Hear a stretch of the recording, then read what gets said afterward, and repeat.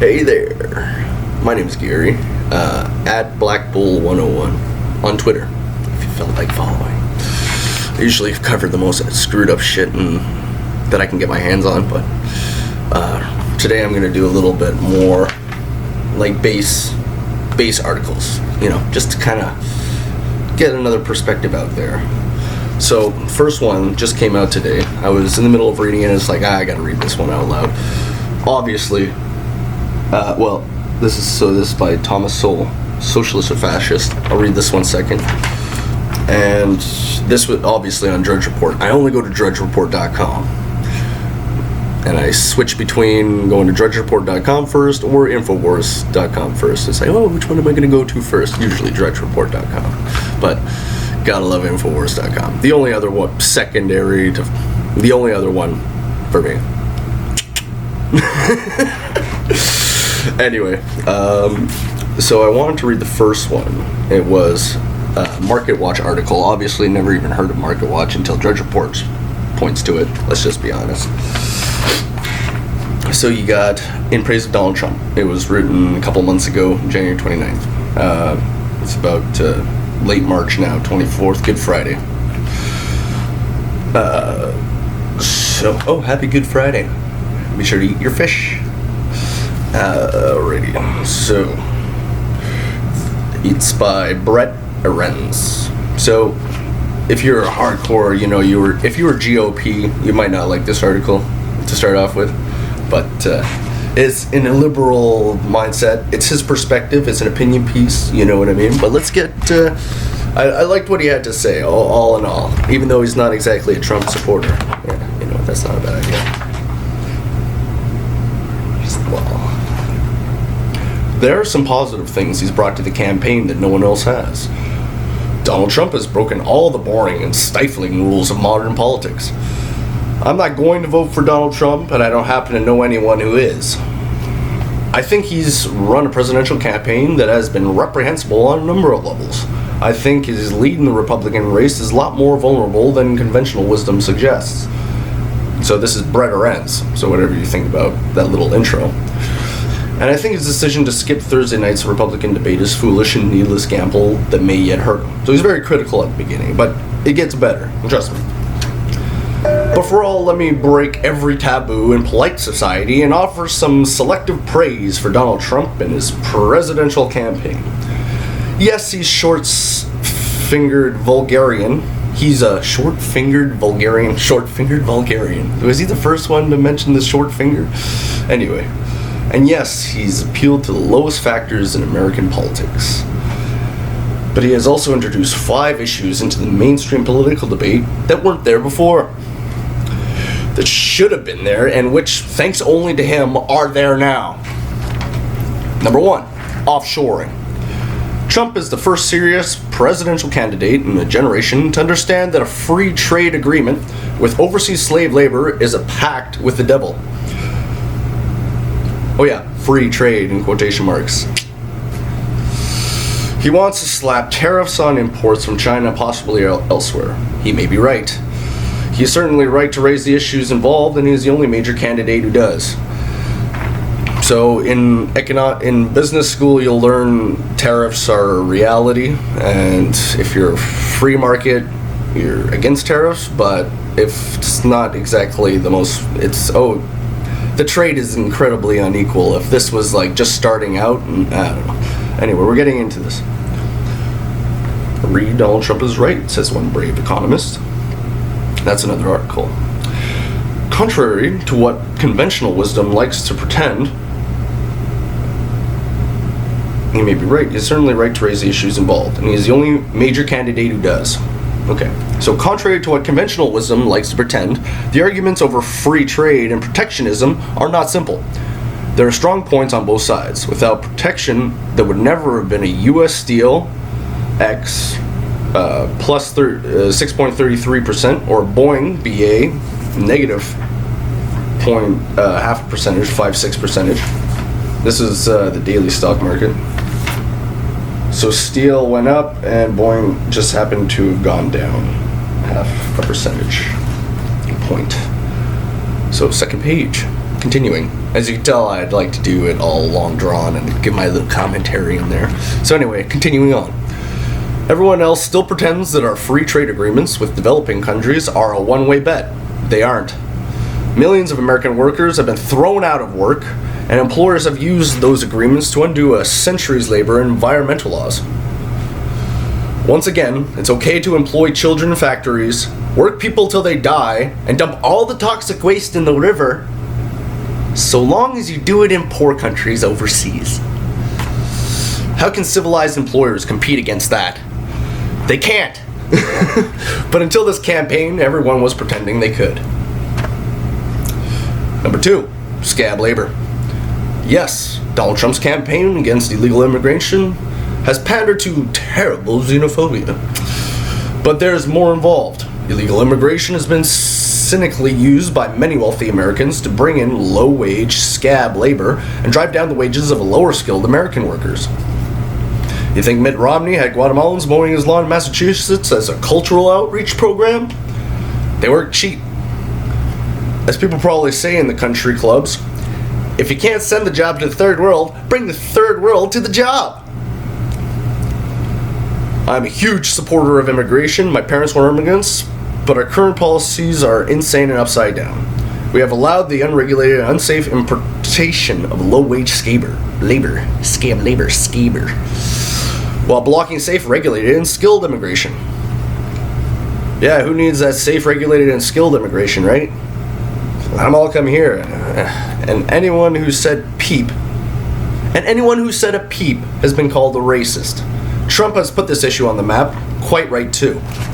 Number 3, corruption. Oh, what's that? Where's the George Soros money coming from to protest Trump? Oh, all of a sudden, anyway. Number 3, corruption. One of the high points of the entire campaign came during the first Republican debate. Last August, when Trump was challenged for past contributions he's made to the Clinton Foundation, he didn't apologize. Instead, he blew up the whole corrupt nature of American politics. Rich people, like me, give money to politicians. He said, in order to buy favors. We want our calls returned.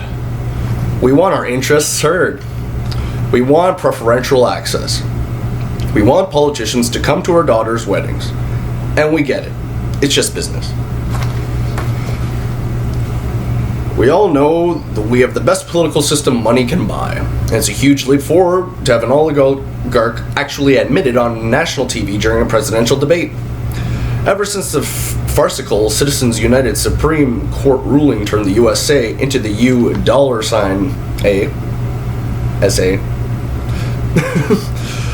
we've been subjected to endless lies, propaganda, and BS. Oh, right there. About how campaign finance is just free speech. We owe Trump a vote of thanks for admitting and exposing this truth. Number 4, capitalism. Donald Trump's businesses have filed for Chapter 11 bankruptcy protection 4 times. His stockholders got hosed. His lenders and bondholders got hosed. These predators. And he walked away with billions. Oh. He walked away with billions out of his 4 bankruptcies. So, it's not personal bankruptcies. Let's get it straight, okay? You got to get the difference between personal bankruptcy and filing for Chapter 11 business bankruptcy protection. And he walked away with billions. But when this was pointed out to him, by me among many others, he didn't try to lie or obfuscate. He just boasted that he gamed the system and used the laws to his advantage. Immoral? This was simply smart business, he said. And he's right. We do not have a kind, caring, moral, kumbaya economic system in America. And it's time we stop pretending we do. We have a system based on reciprocal theft, mugging, cynicism, and greed. We reward the most behavior and we penalize the best.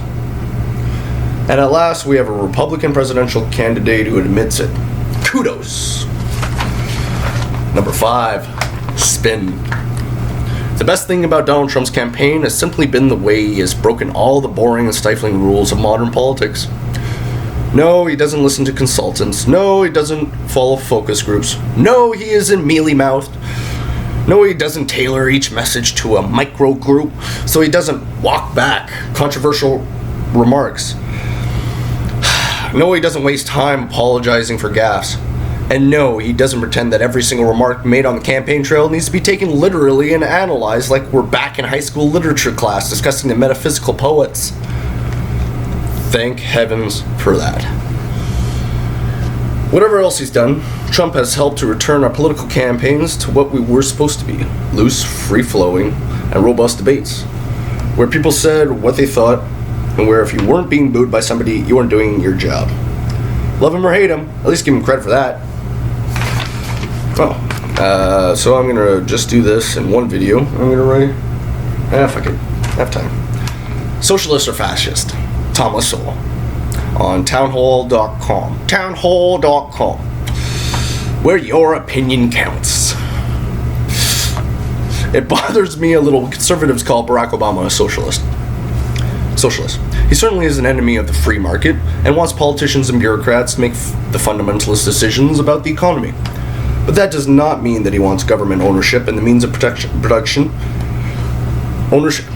Wants government ownership of the means of production, which has long been a standard definition of socialism. What President Obama has been pushing for and moving toward is more insidious. Government control of the economy while leaving ownership in private hands. That way, politicians get to call the shots, but when their bright ideas lead to disaster, they can always blame those who own businesses in the private sector. Politically, it is a heads I win when things go right and tails you lose when things go wrong. This is far preferable from Obama's point of view, since it gives him a variety of scapegoats for all his failed policies, without having to use President Bush as a scapegoat all the time. Government ownership of the means of production means that politicians also own the consequences of their policies, and have to face responsibility when their consequences are disastrous. Something that Barack Obama avoids like the plague. Thus, the Obama administration can arbitrarily force insurance companies to cover children of their customers until the children are 26 years old. Obviously, this creates favorable publicity for President Obama. But if this and other government edicts cause insurance premiums to rise, then that is something that can be blamed on the greed of the insurance companies. The same principle, or lack of principle, applies to many other privately owned businesses. It is a very successful political ploy that can be adapted to all sorts of situations.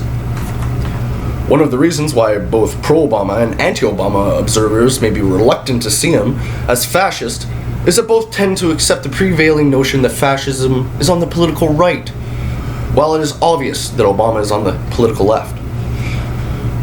Back in the 1920s, however, when fascism was a new political development, it was widely and correctly regarded as being on the political left. Jonah Goldberg's great book, Liberal Fascism, cites overwhelming evidence of the fascists' consistent pursuit of the goals of the left, and of the left's embrace of the fascists as one of their own during the 1920s. Mussolini, the originator of fascism, was lionized by the left, both in Europe and in America, during the 1920s. Even Hitler, who adopted fascist ideas in the 1920s, was seen by some, including W.E.B. Du Bois, as a man of the left. It was in the 1930s when ugly international actions by Hitler and Mussolini repelled the world, that the left distanced themselves from fascism and its Nazi offshoot, and verbally transferred these totalitarian dictatorships to the right, saddling their opponents with these pariahs. What socialism, fascism, and other ideologies of the left have in common is an assumption that some very wise people like themselves need to take decisions out of the hands of lesser people like the rest of us and impose those decisions by government fiat. The left's vision is not only a vision of the world, but also a vision of themselves as superior beings pursuing superior ends. In the United States, however, this vision conflicts with a constitution that begins with "we the people." That is why the left has, for more than a century, been trying to get the Constitution's limitations on government loosened or evaded by judges' new interpretations based on notions of the living Constitution that will take decisions out of the hands of we the people and transfer those decisions to our betters. The self-flattery of the vision of the left also gives its true believers a huge ego stake in that vision, which means that mere facts are unlikely to make them reconsider, regardless of what evidence piles up against the vision of the left, regardless of its disastrous consequences. Ah, shit. The self-flattery, I'm going to reread that. The self-flattery of the vision of the left also gives its true believers a huge ego stake in that vision, which means that mere facts are unlikely to make them reconsider, regardless of what evidence piles up against the vision of the left, and regardless of its disastrous consequences. Better. Only our own awareness of the huge stakes involved can save us from the rampaging presumptions of our betters, whether they are called socialists or fascists. So long as we buy their heady rhetoric, we are selling our birthright of freedom.